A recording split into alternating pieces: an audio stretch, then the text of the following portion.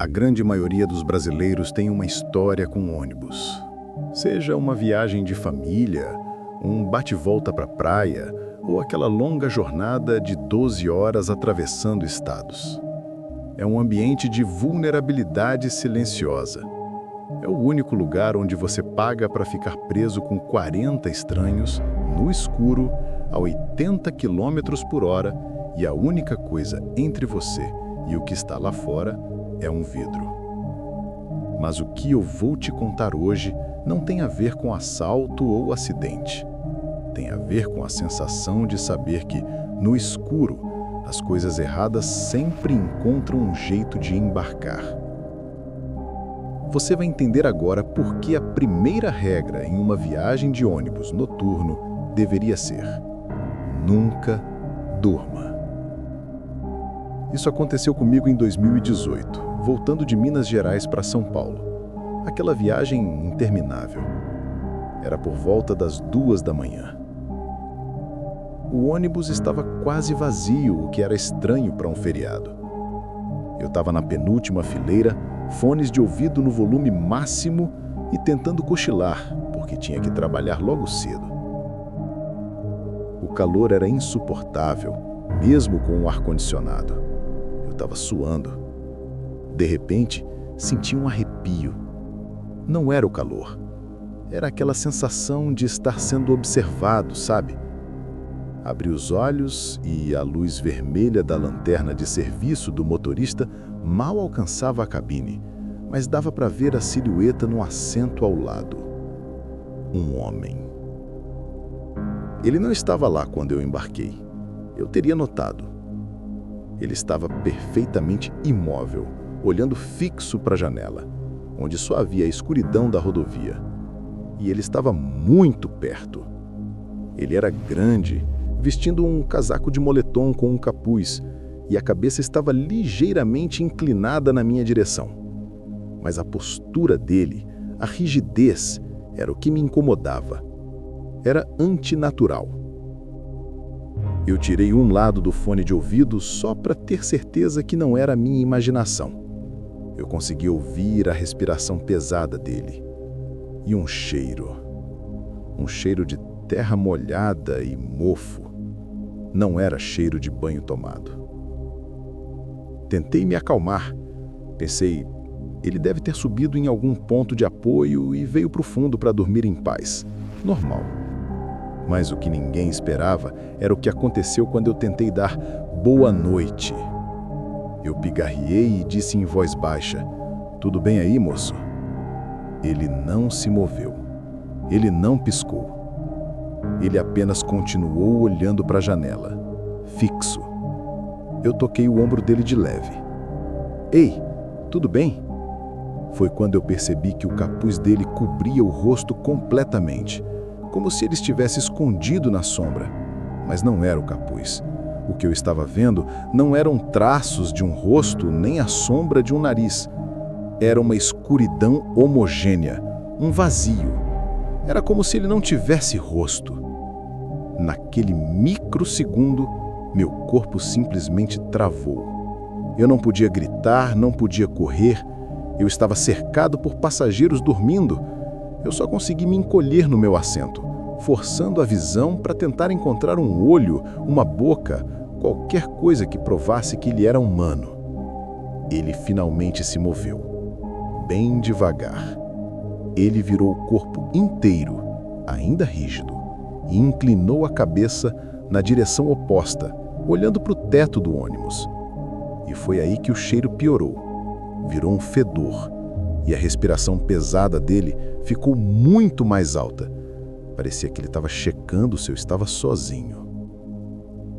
Eu me levantei, rápido, mas silenciosamente, o coração na garganta. Fui para a frente do ônibus, para o corredor, fingindo que ia no banheiro. Eu não olhei para trás. Aquele instinto, o mesmo instinto do cara que não parou para a mulher na estrada, me dizia para sair dali agora. Quando voltei, não havia ninguém no assento, nem cheiro, nada. Ele tinha desaparecido no meio da madrugada, sem que o motorista percebesse. Você pode até dizer que eu sonhei, que era cansaço. Eu diria isso também, mas eu não consegui dormir o resto da viagem. E a cada vez que o ônibus parava, eu olhava para fora. E foi em uma dessas paradas que percebi o sinal de alerta final. O assento dele estava molhado. Molhado com uma água viscosa, de cor escura. Não era chuva. Era como se ele tivesse derretido ou saído de um pântano. A carona para o nada. Minha história pode parecer mais um conto de lenda urbana, mas aconteceu no interior do Paraná. Essa região é cheia de histórias sobre as estradas, sobre as paradas mal-assombradas. Mas essa história é sobre o que a gente leva para as paradas. Era uma viagem de volta de um show, já passava das 4 da manhã. Eu era o único passageiro acordado, sentado lá na frente, porque o motorista me deixou ficar ali para não dormir no volante. Ele era um senhor já e estava visivelmente exausto. Chegamos a um ponto de apoio. Um posto de gasolina caindo aos pedaços, com uma lanchonete fechada e só uma luz fraca piscando no teto. Aqueles lugares que te dão a certeza de que algo de ruim vai acontecer ali. O motorista desceu para checar o óleo e eu aproveitei para esticar as pernas. Enquanto ele estava na lateral do ônibus, eu vi uma van branca, modelo antigo, parada no canto mais escuro do estacionamento. Ela não parecia que estava ali para abastecer. E o que me chamou a atenção não foi a van, mas sim o que estava acontecendo atrás dela. Eu vi um casal. O homem estava de costas para mim e a mulher de frente. Ela estava gesticulando muito, agitada, parecendo desesperada. E ele estava muito calmo, quase rígido. Eu pensei, é briga de casal, deixa pra lá. Mas a coisa ficou estranha quando o motorista do ônibus, o seu Antônio, veio até mim. Ele tinha os olhos arregalados. "Você viu eles?" Ele sussurrou, apontando para o casal. "Vi, seu Antônio. Parece que estão brigando. Por que o susto?" Ele balançou a cabeça, me puxando para perto da porta do ônibus, sem tirar os olhos do casal. Ele disse, "Aquela van tá parada ali desde que eu cheguei na ida.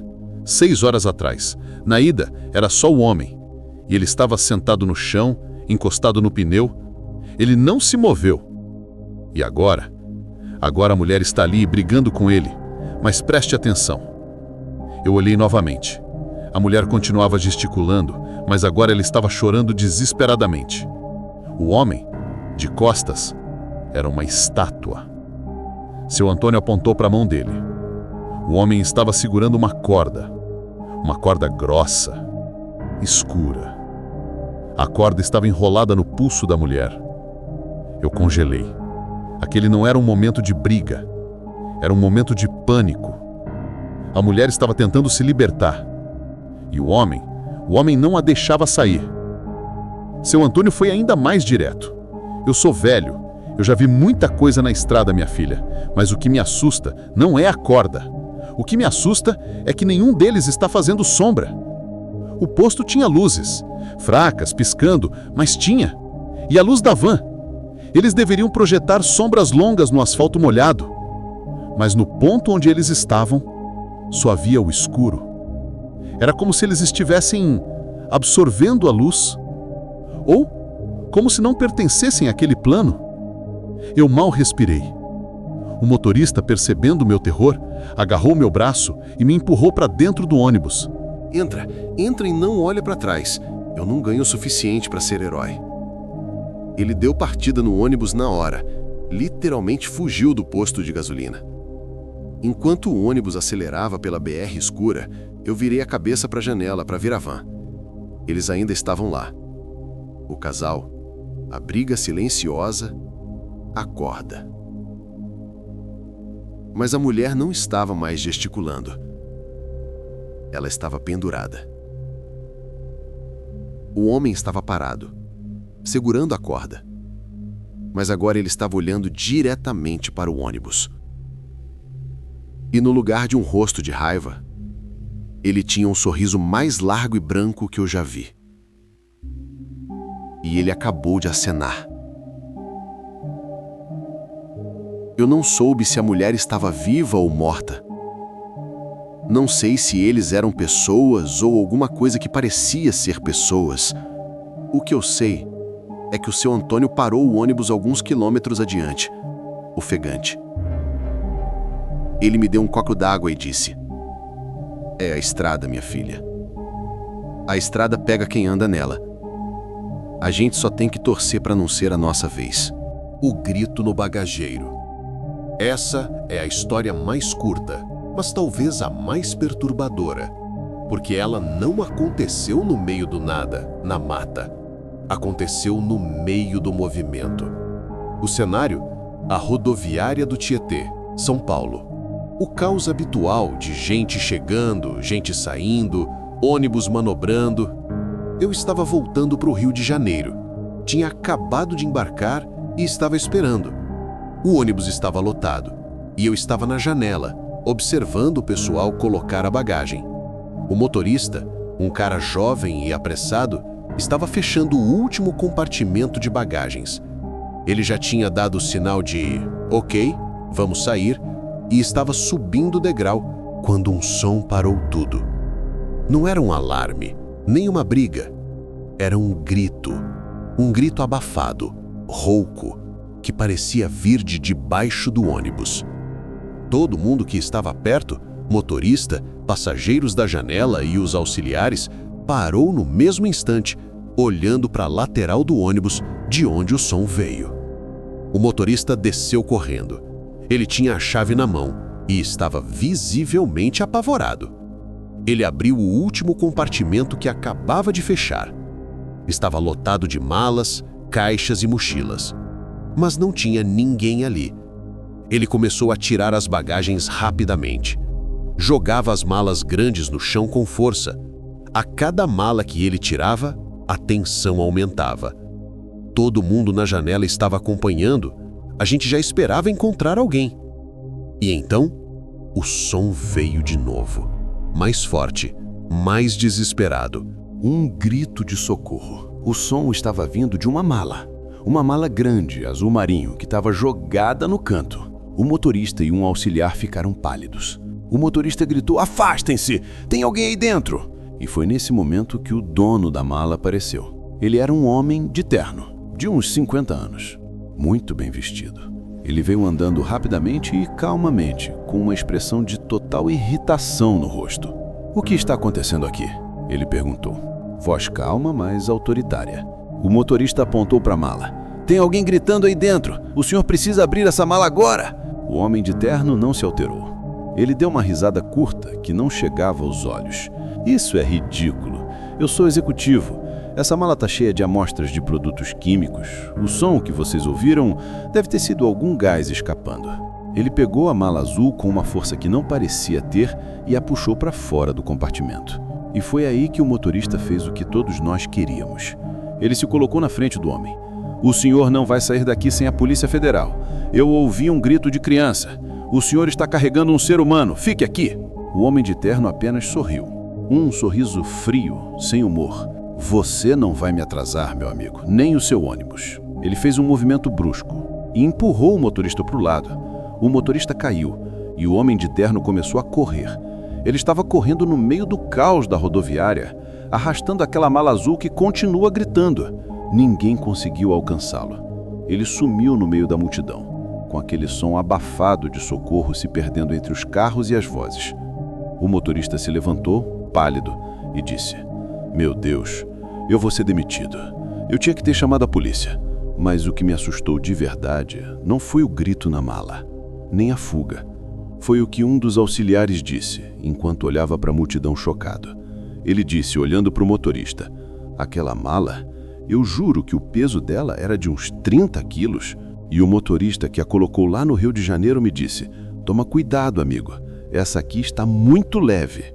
Ou seja, no Rio de Janeiro, quando ela foi carregada, estava vazia ou quase. No meio da viagem, no escuro da estrada, ela tinha ganhado 30 quilos de peso extra e um grito. O terror. Ele não precisa de um casarão abandonado ou de um cemitério antigo. Ele precisa só de escuridão, isolamento e a certeza de que ninguém vai te ouvir. Exatamente o que você encontra em uma viagem de ônibus às 3 da manhã. As pessoas que encontramos na estrada, os rostos vazios que nos olham da janela e as coisas que são carregadas no bagageiro sem que a gente saiba, tudo isso está lá. A estrada tem um lado sombrio e a única forma de sobreviver a ele é prestando atenção nos detalhes. É não dormir, é confiar no seu instinto. E você? Já pegou um ônibus noturno e teve aquela sensação de que não estava sozinho? Você viu algo que não deveria estar ali? Ou ouviu um som que não conseguia explicar? Deixe o seu relato aqui nos comentários. Eu quero saber o que viaja junto com você no escuro. Se você gostou dessas histórias e quer continuar descobrindo os segredos macabros das estradas brasileiras, não esquece de curtir este vídeo, se inscreve no canal para não perder o próximo volume da nossa coleção de contos. A gente se encontra no escuro.